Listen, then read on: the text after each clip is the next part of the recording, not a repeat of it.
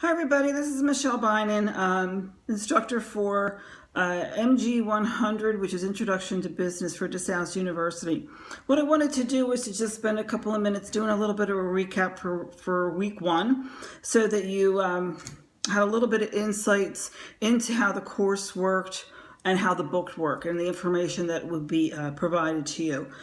So I am recording this on my iPhone.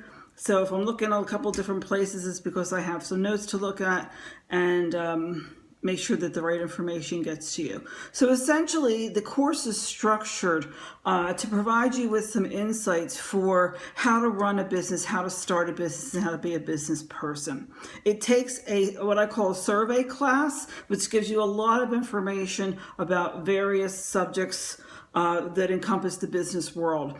Any of the topics that we talk about during these 6 weeks, which is a very aggressive schedule, could actually be a course, a major, or whatever. So, there's marketing components, there's management components, there's finance components, there's accounting. We'll talk a little bit about a lot of things, but that's the nature of this type of a course. The intro courses are set up that way, basically to give you a high-level understanding of all things to consider. The more high-level classes that are out there offered by DeSales and other universities will go into these topics deeper. So if you find a topic that you really like accounting might talk to you, marketing might speak to you, whatever the case may be, these are things to look, especially if you're in your freshman or sophomore year, that might be interest for things that you want to pursue as a career. For those of you who are taking the class for general enrichment, congratulations. It's a very worthwhile to have an understanding of all the various components that go into the complexity of running a business. So that's the class. So the framework of the class is to give you this overview. Some of the exercises in the class are going to help you position a business plan. The purpose of the business plan documentation and presentation that occurs at the very end of the session is to give you some insights into what it would take to be a business person. So the intention of writing the business plan is to give you some sensitivity, some understanding, and some basic, education in all of the components that it takes to being a business person. So if your intention is to be an individual contributor within your organization, this class still could benefit you. It could give you some insights into what your management is dealing with, especially upper management, with dealing with corporate strategy, sales and marketing, goals and techniques, and various components of what's going on, so that you'll understand how your industry might wax and wane over the course of time, and all these different things. So hopefully it's an eye-opener for you, and it makes you think a little bit deeper about what your organization is dealing with. So real quickly, I want to do a week one recap and provide you with some insights into just a little bit of the chapter information so that you have that under your belt. I strongly encourage that you do read the chapters. They are a wealth of knowledge, especially the glossaries, the vocabulary, to get that under your belt so that if you are in the business world or intend to be, you have that knowledge. So starting with chapter 1, basically it delves into, and I'm going to look at some notes here just to make sure I don't miss anything. What is a business? Basically, it's a business is the exchange of goods and services for some kind of compensation and to maintain profit. So profit sometimes comes off as a bad word. It's not. Businesses have to maintain a profit in order to be, have some sustainability. So some of the discussions out there in the marketplace and in the business world about unequal distribution of income and things like that. Those things some of them are egregious, but some of them it's just the nature of the beast. So the principal guideline for a business is to be profitable so that it can sustain itself. Every company that we know, small, and up to multinational corporations and the like, all started with one or two people, usually an entrepreneur, who was the risk taker, who had an idea. So, when you think about companies like Coca-Cola or Comcast or all of those mega companies out there, they all started with one person with an idea, a product, or a service. Every once in a while during these recaps, I'm just going to throw out some terminology that you should know. Like I said, I encourage you strongly to read the chapters to ensure that you have the vocabulary that goes with this. Some vocabulary that you need to know: revenue, profit, and loss, and what those mean. Pretty much it's the money that flows in, the amount that's remaining after all expenses and the like are paid is your profit. And if you exceed, your expenses exceed what your revenue is, then you suffer a loss. The book, chapter 1, talks about the concept of stakeholders. Stakeholders are anyone who stands to gain or lose during the course of business activities. So when you're involved in any kind of a project endeavor, anything in your workforce or your current job or future job, anybody that you interact with that may reap the benefits is something that you have to consider within the framework of your work. Some businesses run for nonprofit. So basically, that doesn't mean they don't make money. They absolutely make money, but their main goal is not to make more than they need. So these are sometimes your charities and things like that will run, and they want to make sure that they have enough funds to do what they need to do and fulfill their mission and pay their workers, and not necessarily have an abundance of resources after that. So it's something to think about as a business model if that's your calling. Entrepreneurs are found in all groups, classes, genders, religions. Up and coming are some shifts in demographics, which are definitely impacting the people who are in fact starting businesses today. A couple of things to think about within the structure of the business is the business environment. So you have your economic and your legal considerations, your technology environment, your social environment, and your competitive environment. We will talk about ethics throughout the class. So you get an opportunity, I think it's in chapter 4. We're going to delve into a case study about some ethics that had gone awry in the Volkswagen space in the last couple of years. Technology is a big consideration within the business world nowadays. The usage of it is changing the way we do things. There's plenty of disruptors out there in the marketplace. You think about Uber and Lyft and Airbnb and some other solutions that are coming out there that people would not even thought of years ago. So technology has made these possible. It wouldn't have been possible to advertise your spare bedroom, for instance, to people who are traveling in France to come to America a few years back. So the usage of the internet, the usage of technology, the ability to get funding electronically in a very rapid manner, and it influences the way things are done. And the expectation is that we will continue to have disruptors along the way, constantly challenging the way business has been conducted. So you think about that, it's never ending. Food services that are out there, delivery services that are out there, many service-oriented components. Like I said a little earlier, population and demographics are changing the way that the business world is. Women are a high-rising percentage of entrepreneurs, as are some minorities and Hispanics and the like. The expectation is that this will continue, excuse me, as we get to be a more diverse society. So the the old adage of who was going to make it in business just doesn't apply anymore. Your competition can come from everywhere. There is a little bit in the book about the history of the evolution of business. Basically, we started out with agricultural, then moved to manufacturing, then moved to service, and now we're becoming much more information based. So right now, the main thrust of our economy in the U.S. is very much service and information based. There is still some manufacturing, there's still some agriculture, but those percentages have shifted over the course of time.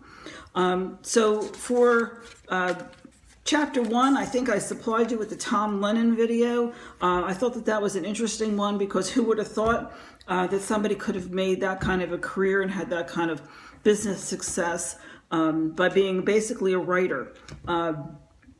And a funny guy.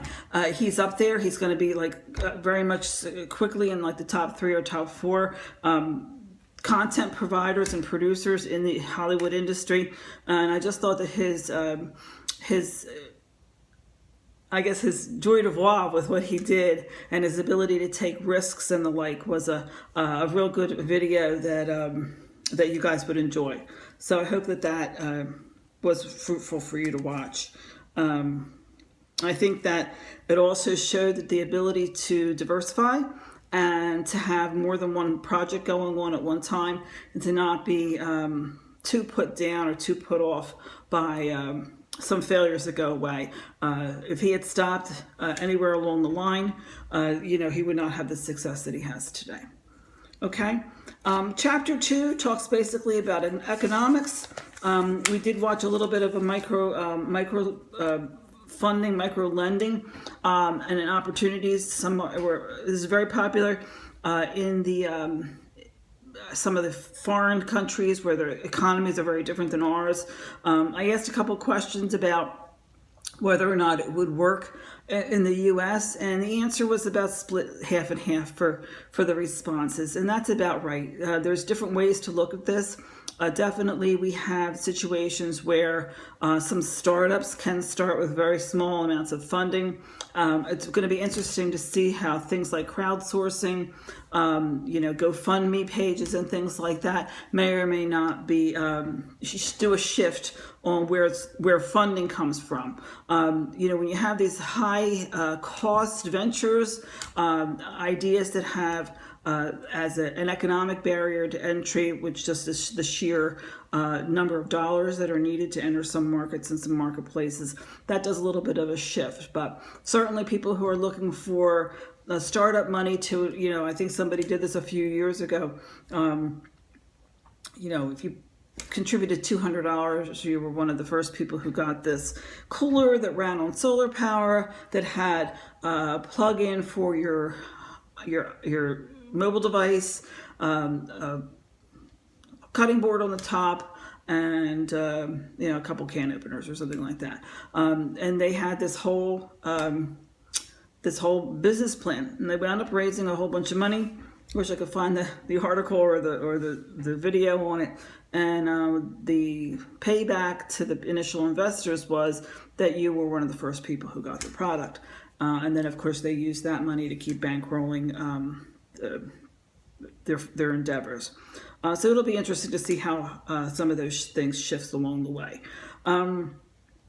So basically this chapter talks a little bit about economics. It doesn't get into anything too heavy. Like I said, economics, microeconomics, macroeconomics, these are all subjects that you can take on your own, courses and courses and courses that are out there. But from a business perspective, what you really need to understand is the economic environment that we operate in. If your intention is to start a business or an industry, you have to know the economic environment. So from just things to understand from a terminology standpoint, macroeconomics is how we look at economics as the nation in a whole. Microeconomics is on a smaller scale. It's some kind of a segmentation. It may be a particular product or service, but it's a smaller subset. It deals with the whole concept of economics, deals with the exchange of resources for some kind of compensation. So basically our resources are where we may or may not have scarcity, so that can affect how economics play out. Resources can be more materials, things that we produce, even people are considered resources, technology, all of that. So it's something to consider. The book goes into a little bit about Adam Smith, who's the father of economics. You can read that. It's a little bit of interesting information. He sometimes comes up in business discussions. If you do intend to take more economic classes, you'll find out more about him. Capitalism, so we're going to talk a little bit about types of economies that are out there.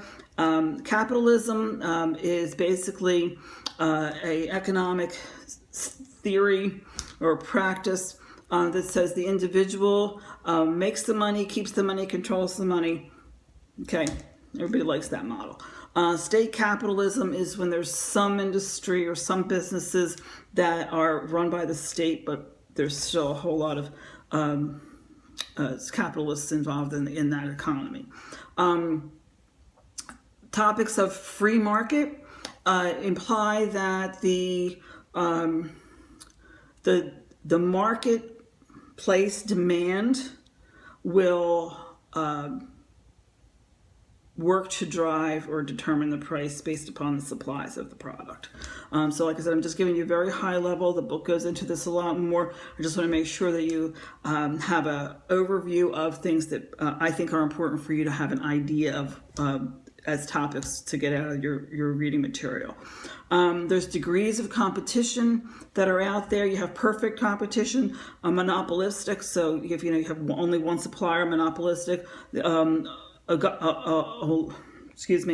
Oligopolies and I did say monopolies. Socialism, we've heard of this before, where you have some government-owned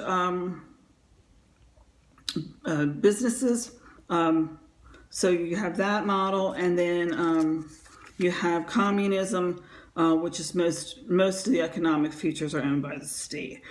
So that's a real high level. I'm sure that you all have heard better definitions of that, but I just want to make sure that you understand that in the framework of this, you do have to understand what kind of a system that you're working in terms of business. The two major economic systems are your free market and what they call your command. Your free market is market driven, so that is the consumers are actually dictating what occurs in the marketplace, and your command economic system is dictated by your government.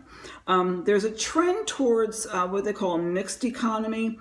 In many nations where you have some things that are controlled and run by the government, and then some proportion, whether it's large or small, still controlled by capitalism. So, if you look at even the U.S. with some of the things that are state furnished, there's it's trending, everything is trending towards a more mixed economy.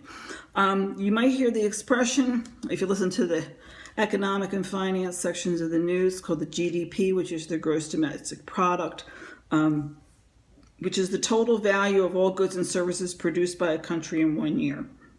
So if you look at the comparison charts at the end of the year for your first world nations versus your third, you can see the startling differences of what the gross domestic product is based upon wealth of nations.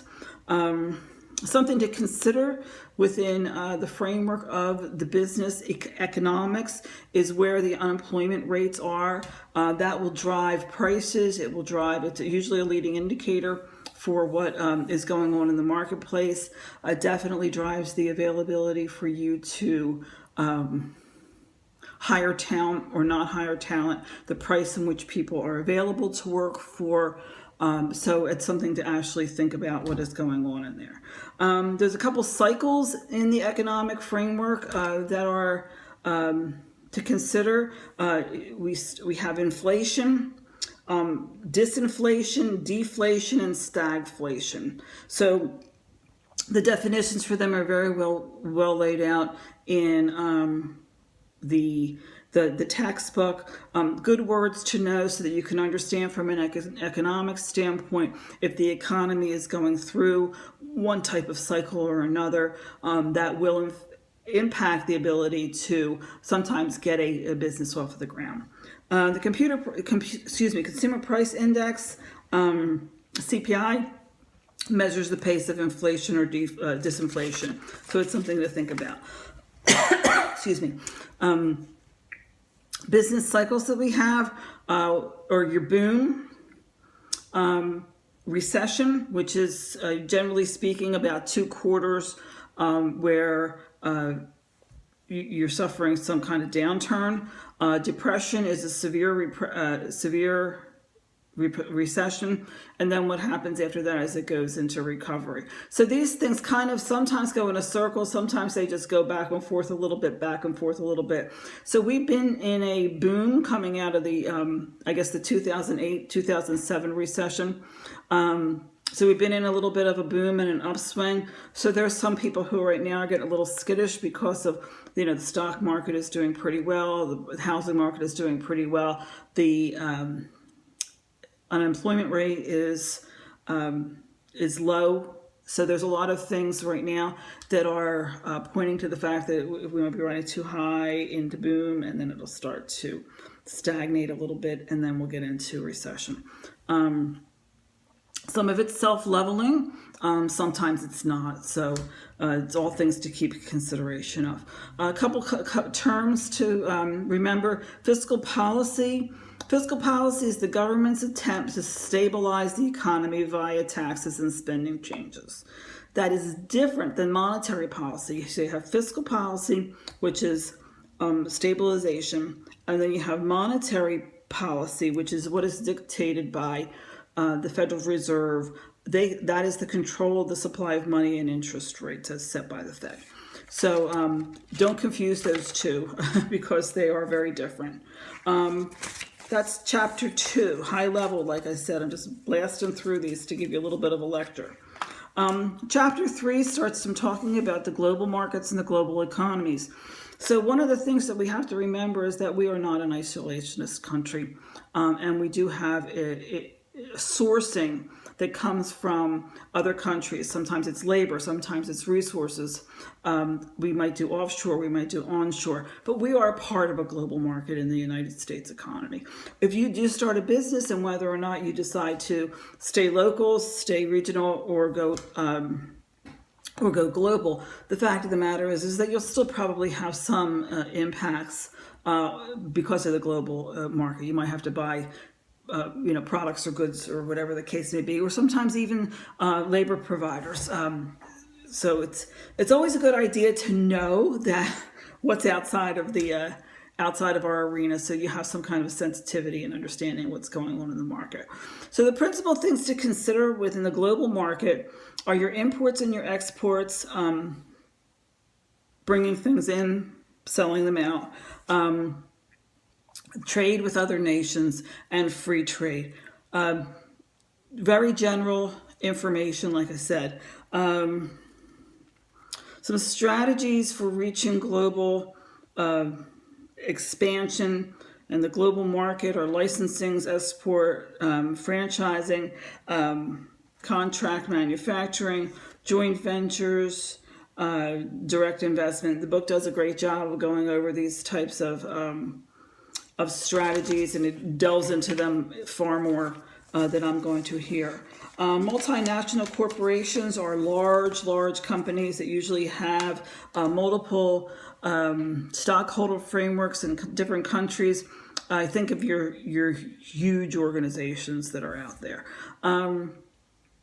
Forces that affect global trade are your socio-cultural, very important, economic and financial, legal and regulatory, and your physical and environmental forces. Definitely things to consider when you get involved in global trade. Cultural differences are something that are getting more important as we become a more diverse society. There's I guess, a need for understanding on both sides, those coming into the country and those who are resident within, to understand what different practices everybody has. So your main things are your obvious things: your social structures, your religion, your manners, your values, your language, and your communication styles. So there are a couple of things out there that I didn't really point to in terms of an assignment in your week 1 folder with regards to, or maybe week 2, I'm not sure where I put it, peaches and coconuts and your cultural iceberg and things like that. They kind of give you an overview of different cultural styles and things to consider when you're interacting with folks from other cultures. Things that hamper global expansion are trade protectionism, tariffs, quotas, embargoes. A lot of this stuff is currently going on. I mean, we just had the Cuban embargo that went on for the longest time. The current administration is looking to shift tariffs to get rid of some perceived or real trade differentials. So these are things that are dynamic. They're changing. They change with administrations. They change with business practices. They change if anything tilts too far one way or the other. If the feeling is that an organization, a country, a group of people has more power than is wanted, there's usually some kind of action involved to try to level the playing field. We do have trade organizations and agreements, the World Trade Organization, the WTO, the common markets that are out there, much like the EU, as we can see with the vote with Brexit and things like that. Not everybody's happy with those agreements because they may or may not hamper the way that business gets conducted. And ever popular or not, NAFTA, the North American Free Trade Agreement, is something that has been around for a while, and people still either love it or hate it. That's that. So there might be some rechanneling of that as we in the next few years. So the video that was supplied there for the Electra bicycle was just an interesting, I think, overview of how somebody, even in the smaller sense of a business, was attempting to expand globally, and the challenges that they may or may not have across the board. So that's the end of week 1. My intention is to deliver one of these little snippets to you at the end of every week, just to make sure that you have a high level understanding of content that we would cover during the week. Generally speaking, this would be the kind of information, probably a little bit more so, that I would deliver in a classroom. So you need to backfill a little bit more. There's going to be some lectures in the future that are going to just be richer content. So make sure you look for those, okay? Thanks, everybody. I hope you have a great weekend. If you have any outstanding work, try to get it to me as quickly as possible. And get moving on week 2. This is a rapid fire course, so we do cover a lot in a 6-week period. Thanks a lot.